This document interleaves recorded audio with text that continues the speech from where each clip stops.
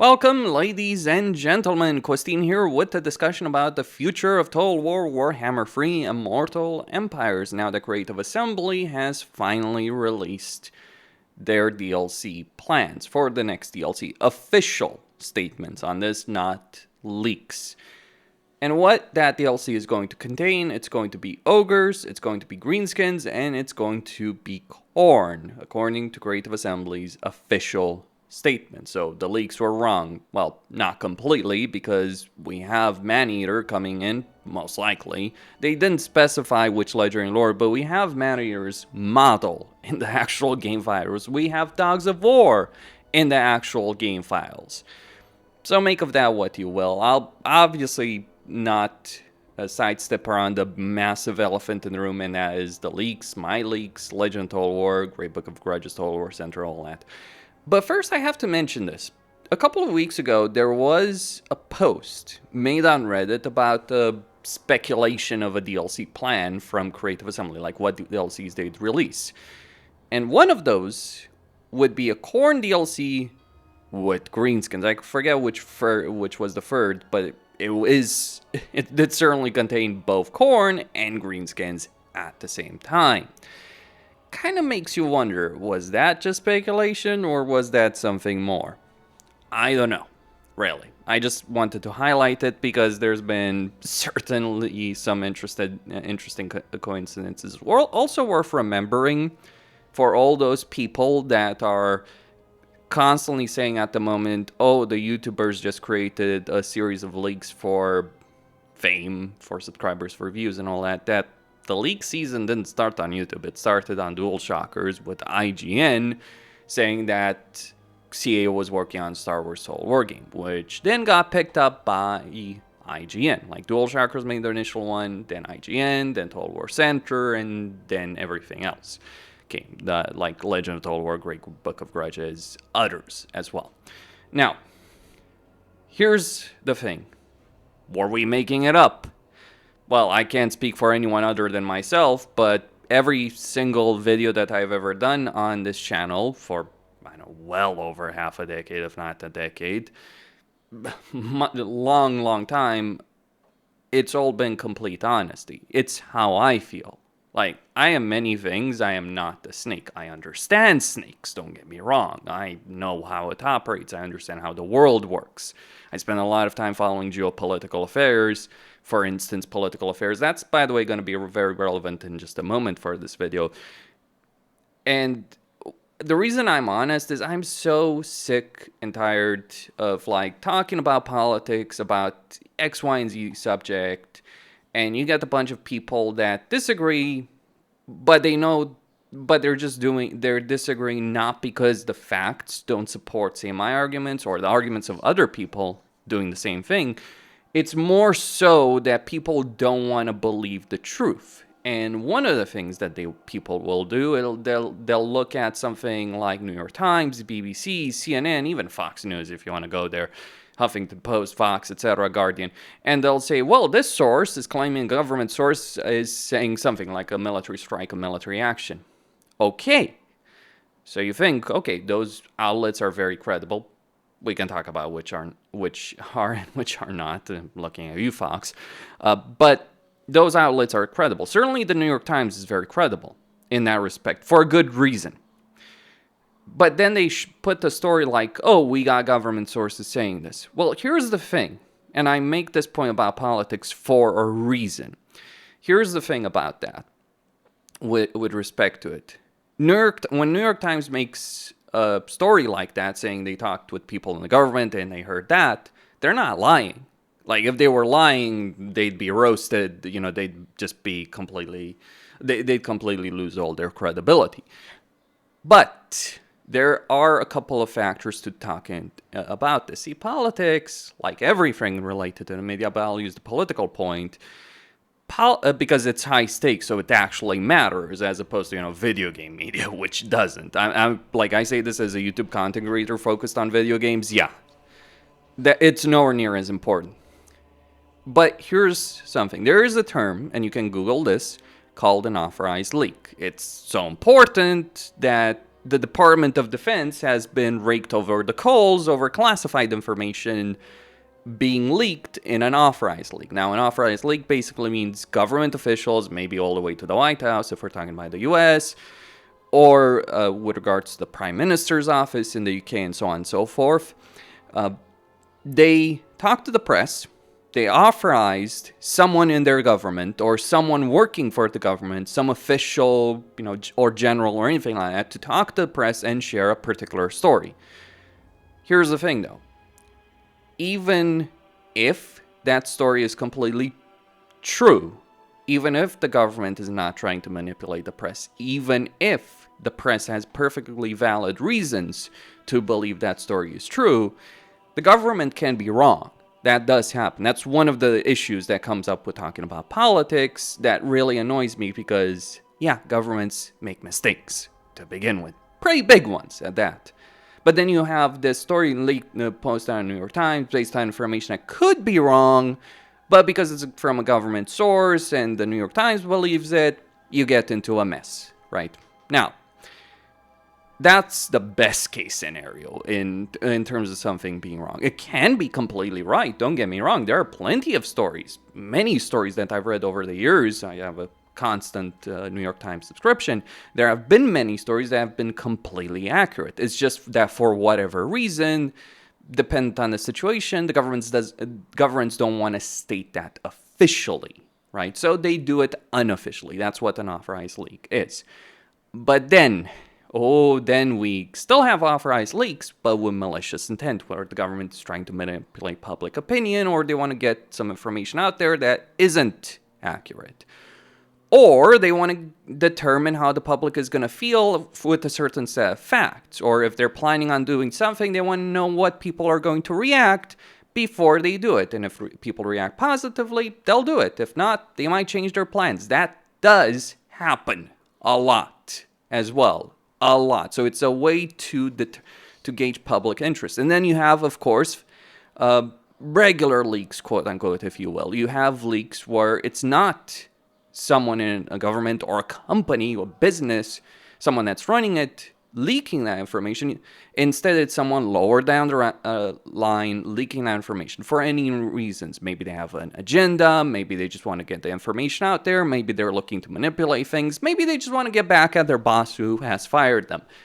All of that does happen. And then you have, of course, the aspect of sometimes the media makes shit up. There's also that aspect. Less so with something like New York Times, but many media outlets do also do this. As a friend of mine who worked for one of the three big media companies in the United States told me, it's all about the money. Like, it's all about the clicks, it's all about the views, it's all about the numbers. That is what they're interested in. That's what all these media organizations are interested in. I'm not going to lie to you, this is what I'm interested. Of course, just because you're interested in views and you do things in a certain way for it does not mean you can't have moral principles. There is a clear-cut difference. Nor does it mean that you're a constant manipulative lying bastard. This brings me to Legend of Total War. Do I think Legend was telling the truth? Do I think Great Book of Grudges was telling the truth? Do I think Total War Center was telling the truth? Was I telling the truth? Well, for my part, I worked with the information that I had, though I don't have direct sources, but I did believe the people that were sharing that information. I did believe they were being genuine on that. At least that particular aspect was something I firmly believed. Was Legend being genuine? Well, you look at Legend, consider his personality. He's a blunt, loudmouth person.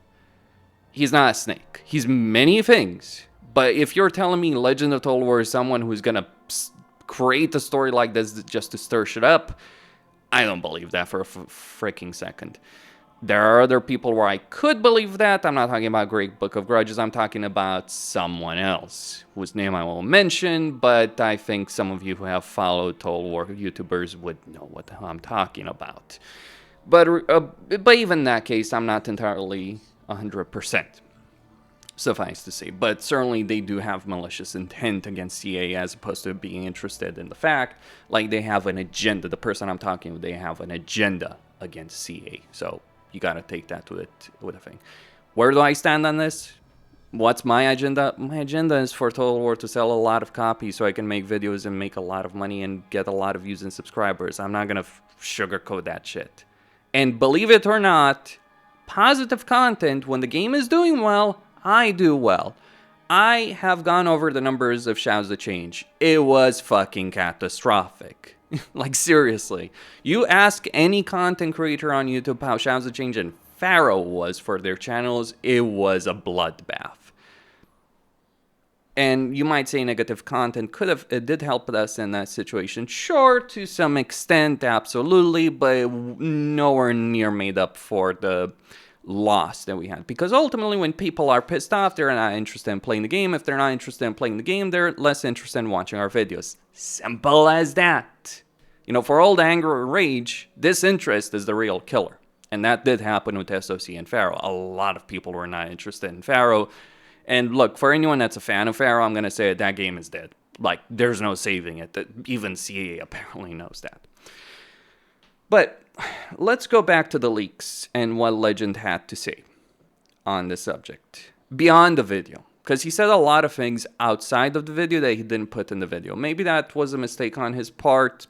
Make of his strategies what you will. I'm not necessarily going to dive too deep in that. I do think it may have been a mistake for him to just go with, like, quote-unquote firm data. Because he might have had data he believed was factual, completely factual, but things changed. Like, don't ignore this. Game development changes. You might say, oh, but apparently they have the DLC coming out soon enough. What is soon enough in your perspective? Because the way I'm reading Reddit and comments, it feels like people are acting as like, we're going to get it July or something like that. No. I can say this as a content creator. I would not say it if CA had told us something, because I couldn't. But we don't know nothing. Like, CA has not said anything to content creators beyond what is publicly available. They, I think, gave us a couple hours heads up on that. That's it. They did not tell, they aren't sharing review copies with us or anything like that. We have no clue when this is coming up. And the way this has worked in the past, the closer we get to release, we get information that this is coming. We're told not to share it. I am part of the content creator program. That's what I can tell you. Maybe other people in a different situation there can, maybe they have some information on that. I don't. As a content creator, I would not say if I did, but since we don't, I'm free to say that, yeah, we don't have any kind of information. We don't have review copies. We don't have any gameplay. We don't have any art. We don't have anything. So for all the people, like, I think you got to ask yourself this. When is this going to come out? Because if you're telling me early July, that is not happening. If you're talking, like, the game would be marketed officially now, right? They're going to start they're going to reveal some information, and how much of that we don't know. In late June, it is not going to come out July, and not even early August. At best, it will come out late August, which would match the timeline of SOC. Personally, that was my expectation for the next DLC, because it matches what they did to Forge the Chaos Dwarves. It matches, and when you consider, like, Thrones Decay, like Forge the Chaos Dwarves to Shadows of Change, that's what they would have done, either late August or September. So if it comes out earlier than that, you can say that the leakers were completely full of shit. Of course, ignoring the fact that CA may have just decided to put a lot more people working on DLC, when they saw the firestorm that was happening on Reddit because of the cafe plans, they decided to change course. Because you might say, well, how could they develop the content so quickly? To which I reply, racial reworks and a lot of units are actually a lot easier to make than you might think. Why do you think SFO is made by, like, what, 3 people? Something like that? Just a handful of people? Radius is made by a handful of people? Old World mod is made by a handful of people? Racial reworks? Like, there are people with very limited modding experience that will tell you how easy it is to change things in this game. So you're telling me that official company that made the game can't do a lot of this stuff very quickly? Depends on what the units do, but depends also how many people they have. Because we know in the past with Forge the Chaos Dwarves, they had like 20 people. Andy Hall, the lead writer of everything related to Total War, Warhammer, said that they had like 10, 20 people in Forge the Chaos Dwarves. I forgot the exact number, but it was not greater than 20. Other people have said like it's up to 40. Well, CA has a lot of people at the moment, hundreds of people in the company. They have gotten rid of a lot of them with hyenas and all that, but they still have hundreds of people.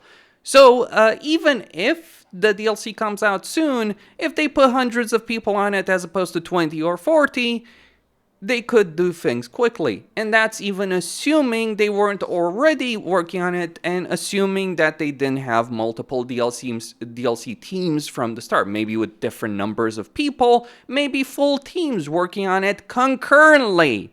Different plans. This brings me back to Legend. One of the most important things that Legend actually said on all of this was in a stream.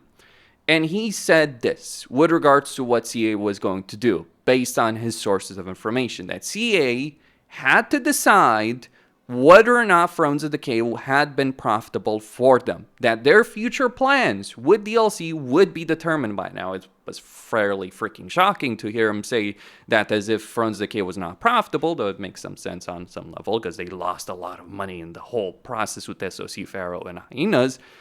So they have to make that money back first before we talk about profit. And that's going to be a tall order.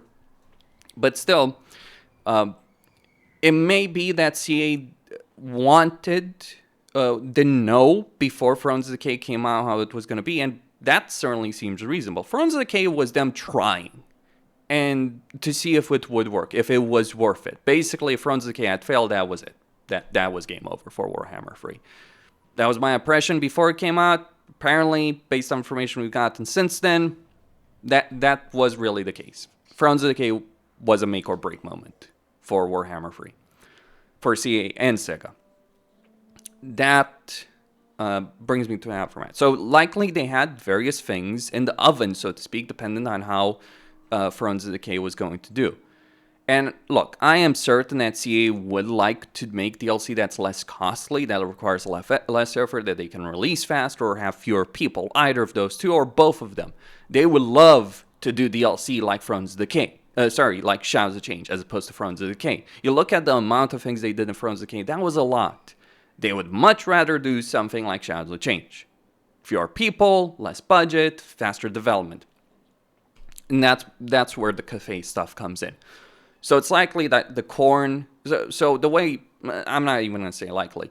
What I would speculate then based on that, assuming that... just under assumption, which I do believe very firmly, that they did change their plans after Thrones of Decay came out, and they certainly changed their plans after the firestorm of Cafe. Like, if you're telling me that nothing has changed in CA after the reaction from people in regards to the Cafe DLC plans, which CA themselves had announced. Like, they didn't say they were going to do 2 Cafe DLCs, but they did say they were going to do Cafe DLC. When exactly? Different discussion, but we know the Monkey King is coming. At the very least, we know for certain the Monkey King is coming. And as people have pointed out, there's an entire army book for Cafe that CA has a contract with Games Workshop to actually release. They have already a contract for what content they need to release for Cafe. So Tigerman, Monkey King, all that is going to be coming. When it's going to be coming, that's a different discussion, but it will be coming. Just remember that. So those leaks weren't necessarily wrong. Timeline? Yeah, maybe sure. Combination? Sure. I think it would have been a biblical mistake to only make a cafe-focused DLC.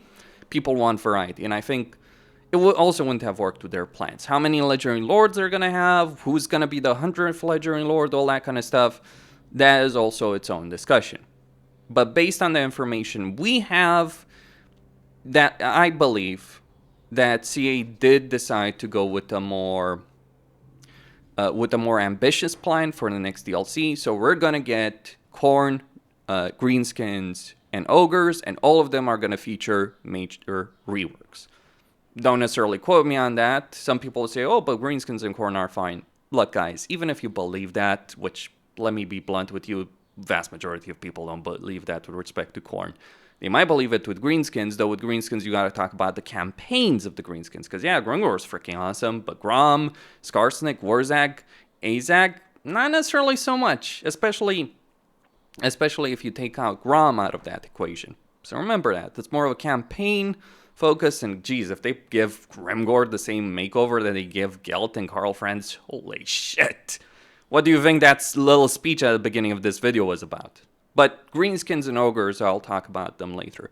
Let's talk about Khorne and what Khorne needs in this.